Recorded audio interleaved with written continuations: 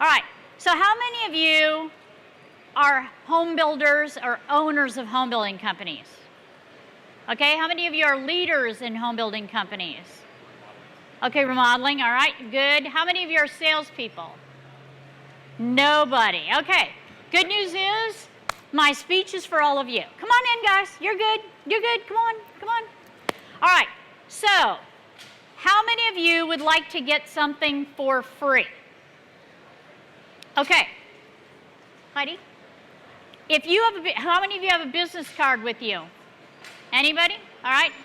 All right, business card, or you can take my little sheet of paper there and QR code it, or you can write on the back of it, because I am going to give whoever's here left at the end one of 4 free gifts.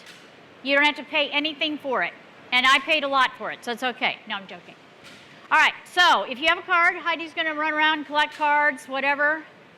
Which, by the way, could I have a round of applause? She is my daughter and has to work with me every day, so yay for her.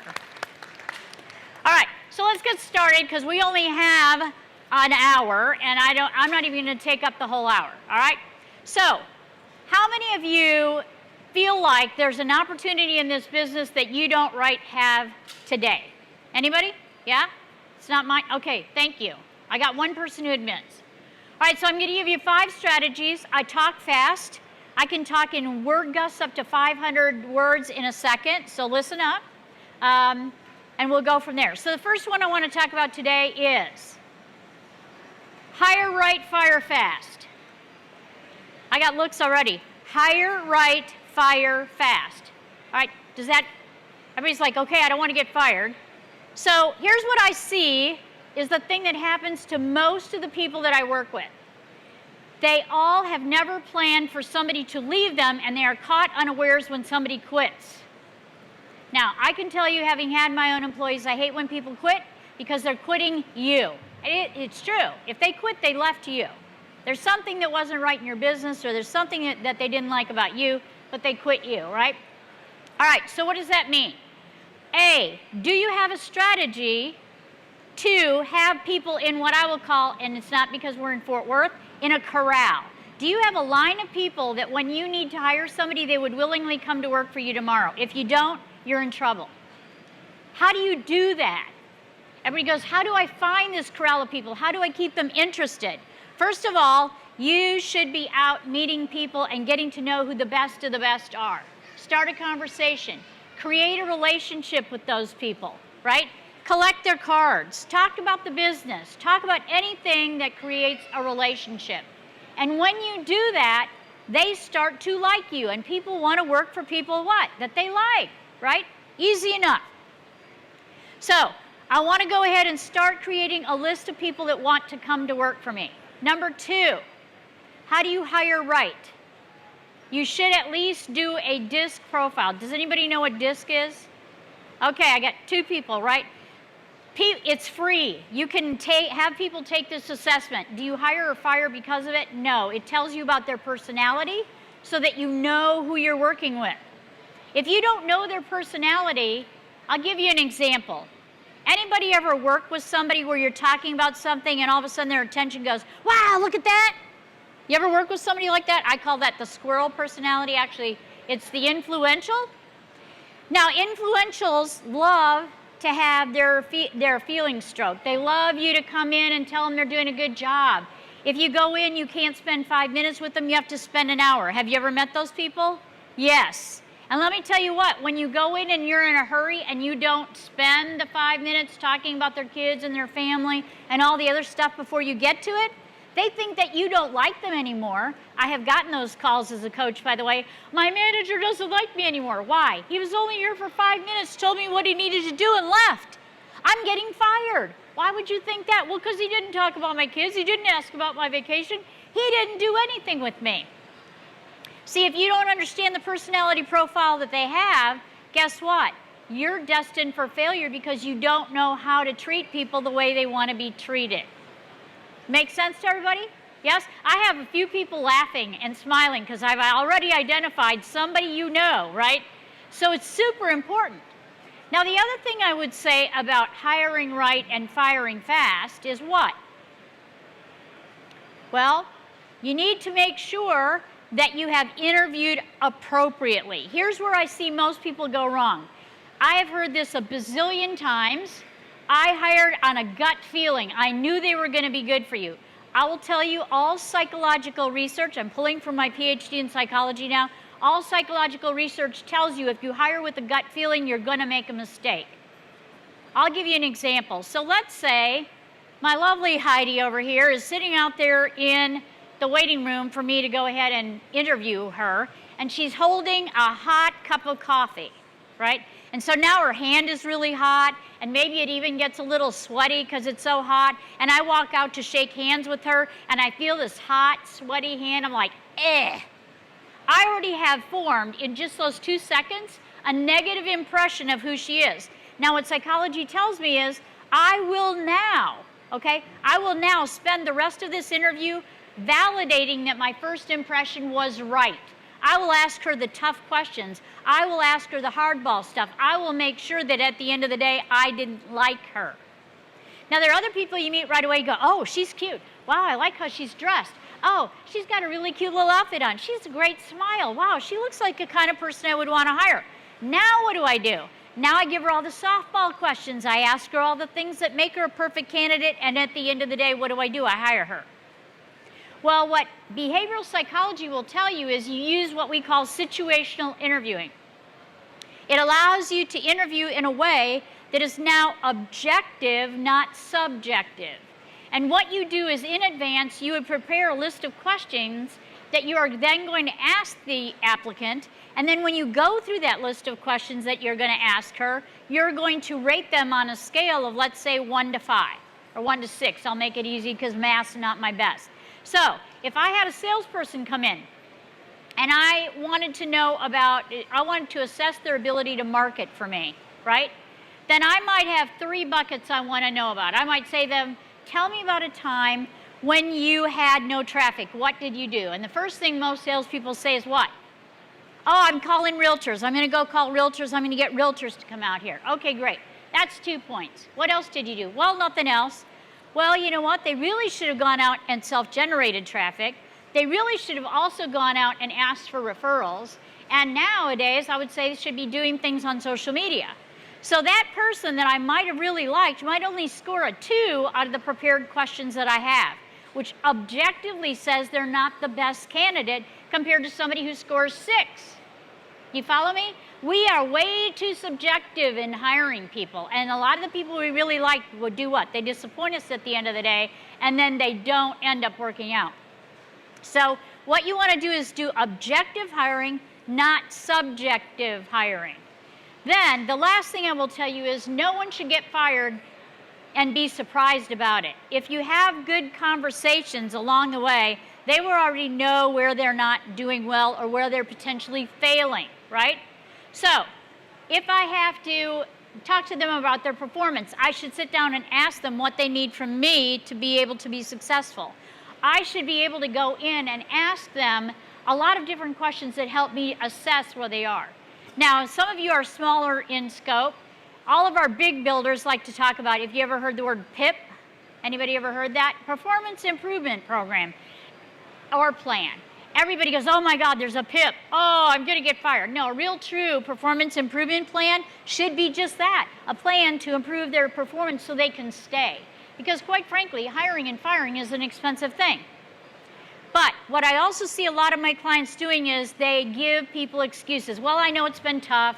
You know, they're working really hard. I really think they're trying to do a good job. I'm going to give them another month. Well, why are you doing that? Because really you don't have anybody to fill the space anyway. So you're hopeful that somebody's going to come along that will fill the space so then you can hire them. So all I'm saying to you is don't let it go too long, because all it does is reduce your opportunity to be successful. Make sense? Everybody get something about hiring and firing? Yes? No? Okay, great.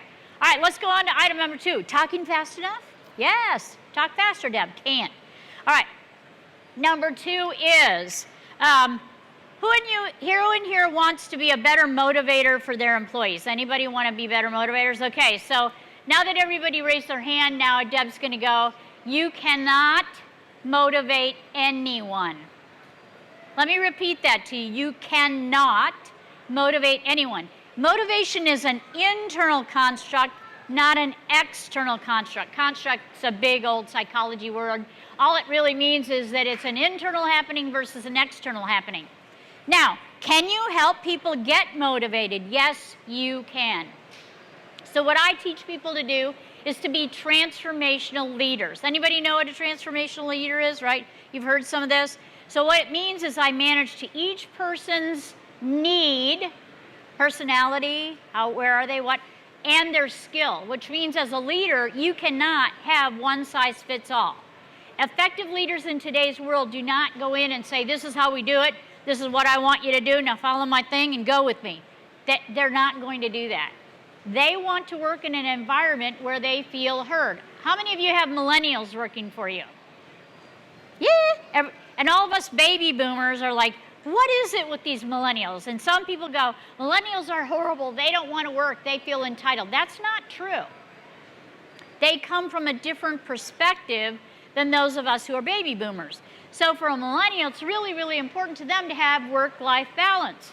I'm sitting there as a boomer going, what in the hell is a work-life balance? I am work, work is me. Isn't that how that works? Okay, so we get a lot of disconnect between our values, and all we need to do is understand what their value is. If we understand that they're looking for a balance between work and their life, we need to understand that. Sometimes we can create it, sometimes we can't. They also want to know that they're part of a bigger picture than just themselves. So what are you doing to let them know that they are part of the bigger picture? Are you sharing part of the bigger picture? I know when I grew up in the business, guess what? Nobody told me big picture, they just told me what they wanted me to do. And that was okay, that's what I grew up with. But a lot of your employees aren't growing up with that. They want to know how they affect change. And it's really important to do that. So how do you figure out what motivates people? 3 simple questions. Question number 1, tell me about a time when you worked someplace where you were so excited about going to work you could barely keep yourself in bed in the morning and you just couldn't wait to get to work. Do any of you remember a job like that ever? I had one at least, right?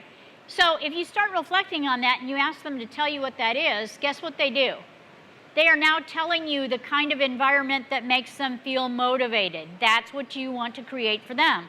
You can also ask them, tell me about a time where you worked somewhere where you hated going to work. You could barely pull yourself out of bed. You never wanted to see that boss again. What was that like? And they will tell you that. That's an environment that's demotivational for them, right? Now, how many of you in here want to go ahead and pay your employees more money? Anybody? Yeah, like no, right? So I'm just going to tell you right now, from a psychological perspective and all the research that's out there, bonuses do not motivate anyone. How many of you guys get in front of a girl telling me don't pay them more money?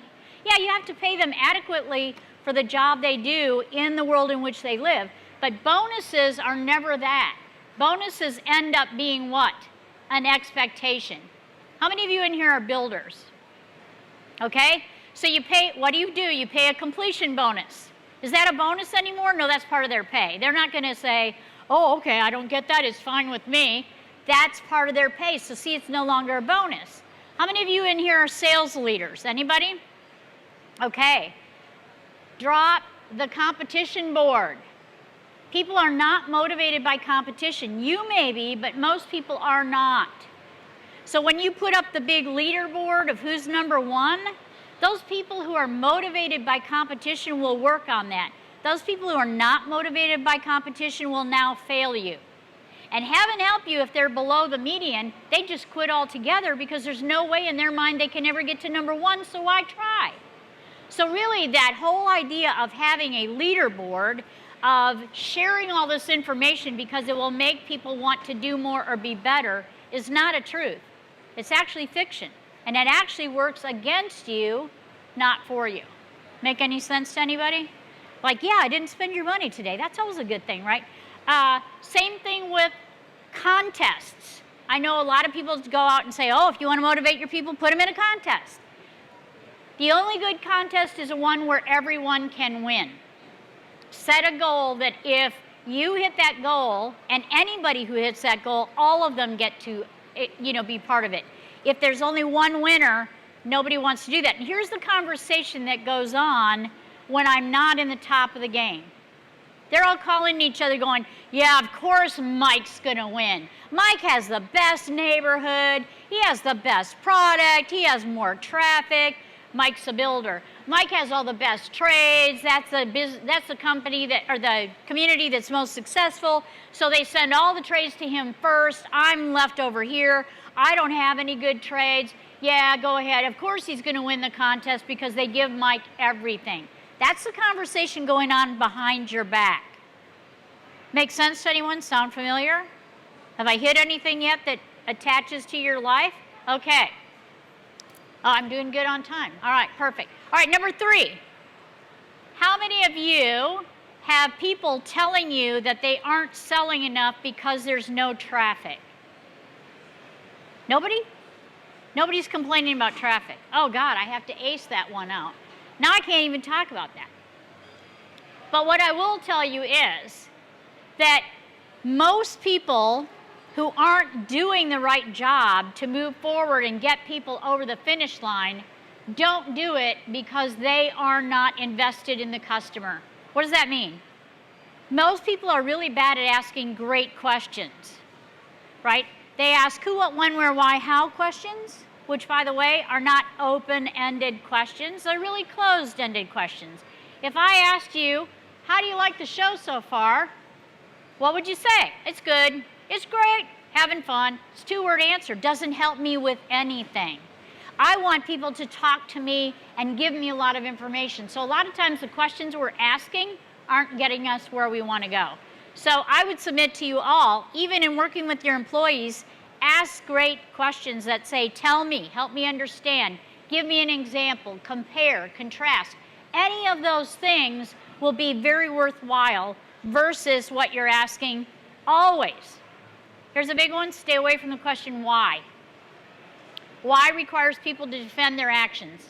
Don't ever put anybody on the defensive. Why will keep them, if you ask the question why, that's where you're going to send them. All right, so let me ask you another question. How many of you would like more customers? Yeah, a few of you. How many of you have more customers than you can handle? All right, so the problem with, I'm going to do both problems. If you want more customers, do you know who your right fit customer is? Now, those of you who have too many customers, how many of you hate some of the customers you have? Okay, nobody's going to raise their hand, but there's a few of them, right? It's like, oh my God. So I'm going to go into the same thing for both of you, because the one thing that is true for both of you is you don't know who your right fit customer is. You should know your right fit customers so well that you can tell me where you can find them. You can tell me what they do in their spare time. You can tell me about their income level. You can tell me about their interests. You can tell me all sorts of things about them. And what I find in business all across, because I do have home builder clients, but I also have a client that's in oil well services. I have a client that's a retail client. I have a client that's in moving and storage. Go figure. It's all the same no matter where you work. And the problem really truly is I don't understand who I want my customer to be, and what we do is we go shotgun hunting. Now, any of you hunters in here? Okay, you like take the shotgun to go deer hunting? Yeah, no, probably not a good idea, right? And yet that's what we do every day in our business. We take the shotgun to really catch the deer. We're trying to do this expansive spray that really doesn't get us the best fit client for us. What does it do? It gets all sorts of clients, and a lot of them aren't the best ones for our particular business. So that's what I want you to do, is figure out who your right fit client is. What are you going to do with them? Where can I find them? How do I market to them? And do they work with me? I will tell you, in my business, I always do a free coaching call with people, because I tell everybody right away, we may not be a great fit. And if you don't like me or I don't like you, we're not going to get anywhere. You're not going to get the result that you want at the end of the day. So we shouldn't even enter into a business relationship. I don't need a lot of people going, she was a horrible coach. Oh my God, I didn't learn anything from her. What a waste of time and money. That's not what I want. I want people doing what? Oh, this was a great experience. Don't you all want that in your businesses? It was the best experience I ever had. You all are trying to get Google reviews and trying to get these people to give you this information.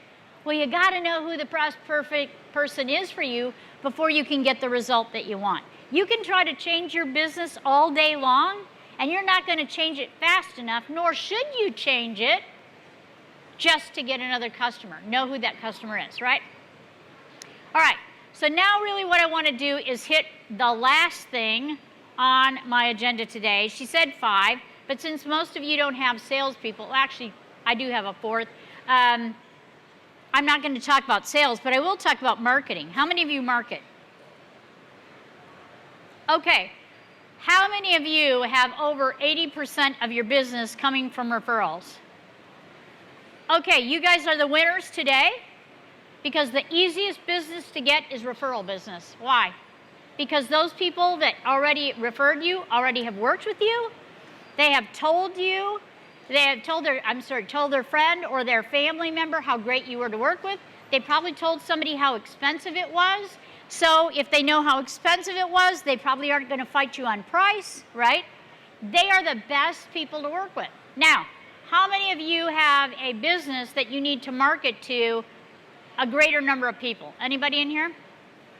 Okay. So the bad news is if you're only referral business, they don't get you enough people fast enough. So what do you do to market? Okay. So if you want a marketing 101 class in 20 seconds or less, well, I'm doing good on time, but in a few seconds. Number 1, everybody believes social media is a traffic generator. Let me tell you, it's not. Did you hear me?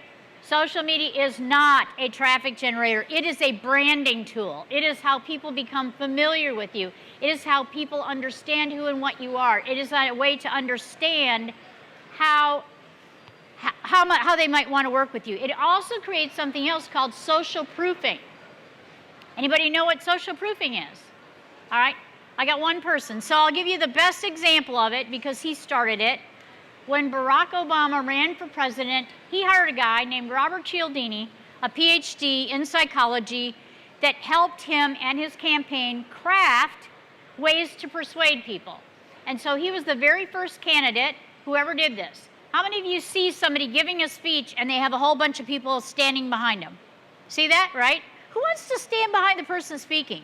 I don't think everybody wants to look at the back of my hair, although I think it does look nice. But, you know, they don't really want to do that. They want to see you. They want to talk to you, right? And what else do? They have them handing signs out, right? They'll go like nurses for Obama or doctors for Obama or, you know, carpenters for Obama, right? What is that? That's called social proofing. When people don't know what to do, they look at others as to what they did. So here's a candidate who is very foreign to a lot of people. A lot of people didn't know him. There were a lot of things about him. So what did they do? They had people standing behind him that said, if I'm going to do it and I look like you and you have the same profession as me, guess what? You're more likely to go ahead and now what? Vote for me. Well, social proofing can be used in our business too. And that's when you use social media like Facebook so that you can go ahead and post pictures of your customers. Because what it does is it allows people to see who and what you are, sees other people buying from you, using your services, and they say, that looks like me. If they're doing it, it's probably okay for me too. Right? So that's really social media. Now, referrals are big. I would say that. But you can also go into your community to drum up leads. But I will also give you an idea, and that is called how do you cooperate with and create strategic alliances with other people in the industry. Who do you know that also knows the customer that you want? Not your competitor, but who do you know in the industry that has the buyer or the customer that you want? Why not create an alliance between the two of them and between the two of you, and then go ahead and do what? Share information. Get each other in to see different people, and now all of a sudden you are way further ahead than somebody who's picking up the phone, cold calling somebody they've never met. It's kind of a referral, but not the same as your client referral. Make sense to everybody? Yeah, got it? All right, so let's go into the last whole part of this. How many of you think that you have a challenge in your business right now? Anybody?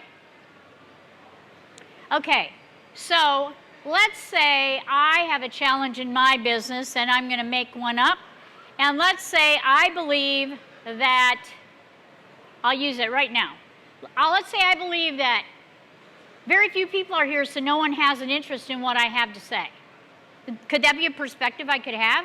Right? Because there's like a few people, and then, of course, people sit in the back. No offense to anybody in the back, but everybody sits in the back like in church. I don't want to be too close. I might want to escape. I don't want to get, waylaid. So what happens? I could take the perspective that what? People really aren't interested in what I have to say. What action might I take? Do you think I might say, well, I'm just not going to worry about what I say today. I'm not going to try to do my best job today. It really doesn't matter. Might I say that? Some people would, but might I say that? And then what would the result be? People would walk out here going, exactly, I got it back there, thank you. People would walk out here going, wow, that was a waste of an hour. Wow, I could have had lunch. Well, maybe not at the hotel because there's a line at the restaurant, but I could have done so many other things than listen to her. All right, let's change the perspective.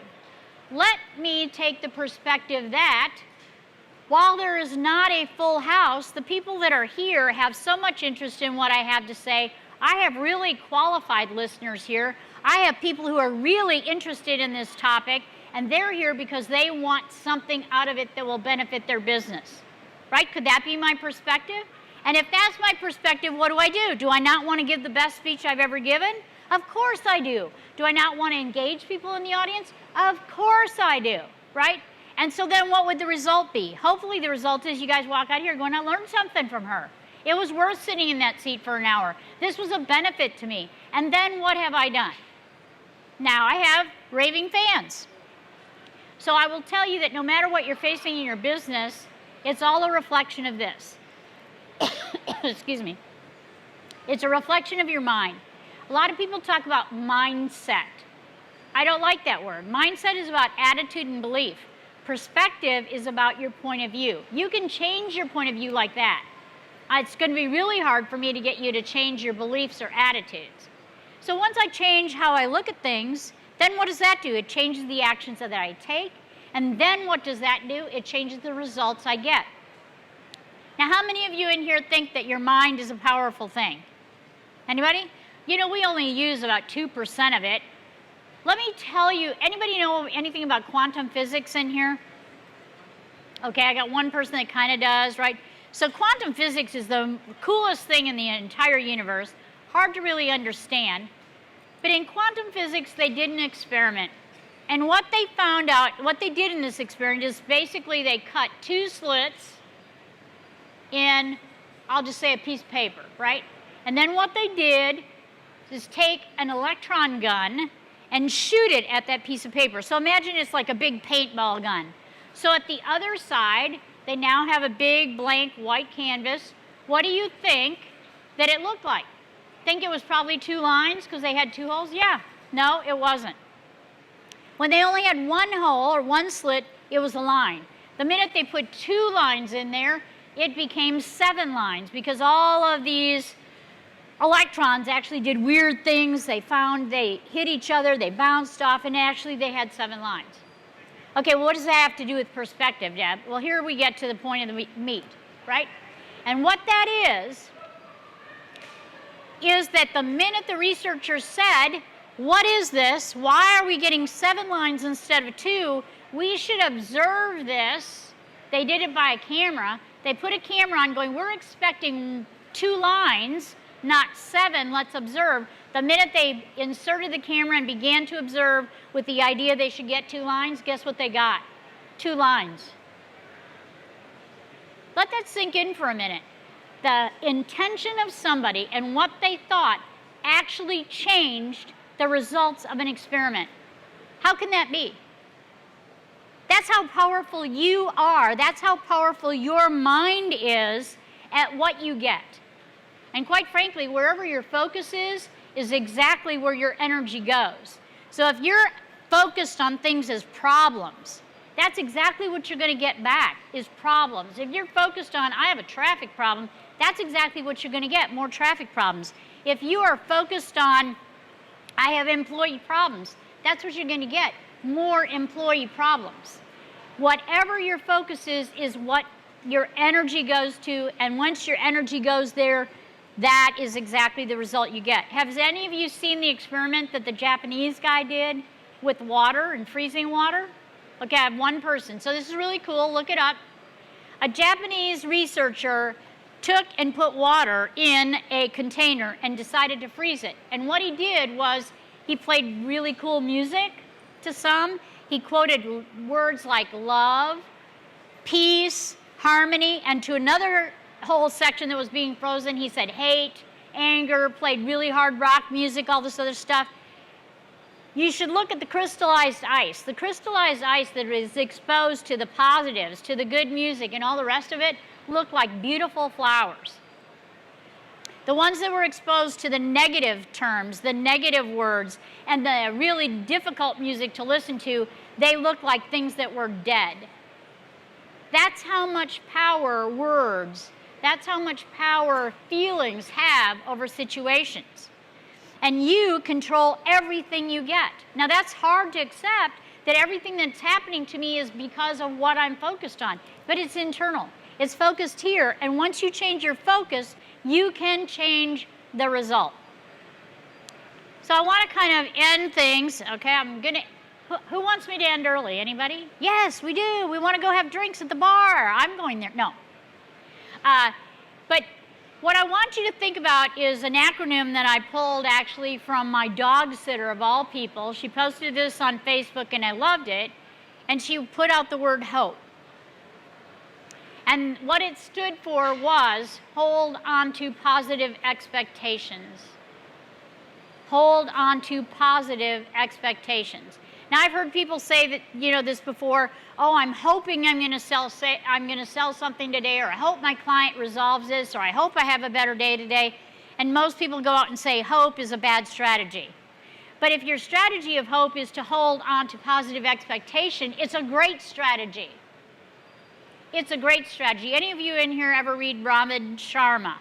The 5-minute miracle morning, or whatever he's called it. So what does he say? He said, get up at 5 a.m. Sorry, I can't do that. I get up early, but 5 a.m. and me are not the best of friends. I do about 6:30. She knows because I'm already texting her by 6:45. She's like, God, Mom, give me a break. So in the morning, what you need to spend your day doing, start your day off with being grateful for what you have. Most of us don't start our day out that way. We start thinking about all the stuff we have to do, all the negatives we have to get involved in, and all the bad things that can happen. If you'll start with what you're grateful for, even if it's only I woke up today, Lord, which, by the way, personal point, our family got handed that in spades. My brother-in-law passed away in his sleep. Way to go, right? But in his sleep, no one expected him to. And guess what? In an instant like that, life was done. You're not guaranteed anything. We all have an expiration date. I don't know where it's tattooed. If you find it, let me know because I want to check mine out. But we don't know what we have going. So why not start being grateful for what you do have, not what you don't have, and then take that an extra step. Then go ahead and spend some time reading some positive messages. Because I will tell you, most people don't know this, for every one negative someone says to you, it takes 7 positive affirmations after that to make it go away.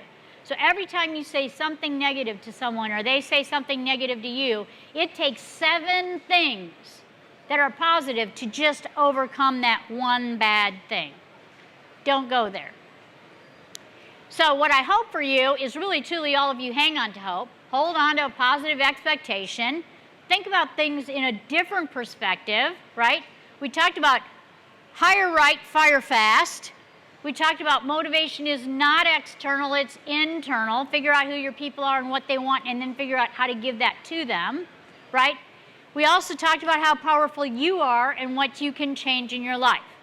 All right, so I know all of you want to go on the show floor. I know all of you have other things to do. Who would like to have a free book? I wrote a book. Yeah, No Room for Failure, 8 Strategies. So Heidi is going to collect business cards. You collect them already? All right, you got them for me?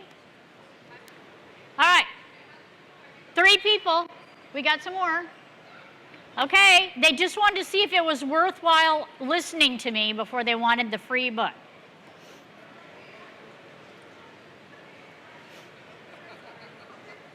You know, you could hate the speaker. Why would you want a book by somebody you don't like? I mean, seriously. You could give it to a friend, though, right? All right, and now just hang out here for a second because I'm going to give these to you while you're here.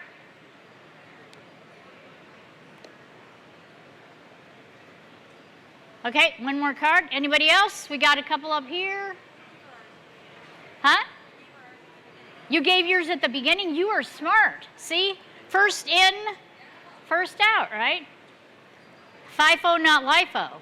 Last in, first out, right? That's bad. I don't want to be last in, first out.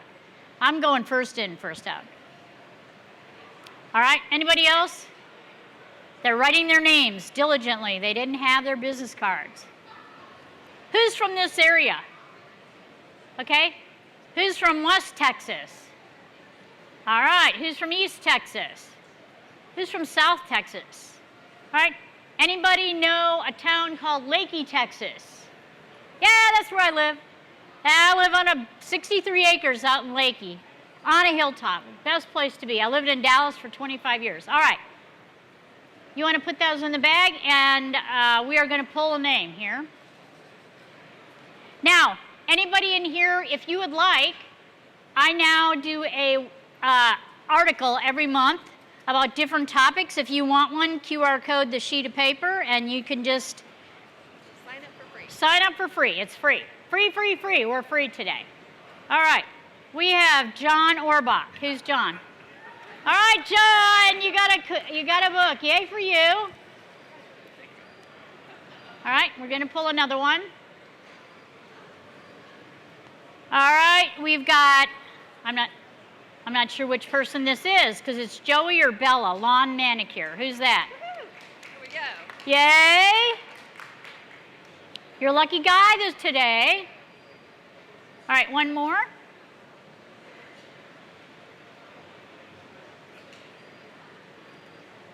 Laughlin. So Madison Morrow. Oh, look at C, first in. You last up, but no. Thank you. All right, so I am going to, I'm going to do that for free. I'm going to do this after the fact. Anybody in here interested in maybe like a free coaching call with me about your business? Oh, God, no. Please don't call me, Deb. Please don't, no. I will go through and I'll pull a couple names later. So in essence of time, it's 10 after 1. I want to give you time to go about. Hope you enjoyed what we had to say today. If you have questions or you want to ask me something personal, I will stay here and we'll chat. So thank you for being here. You've been great.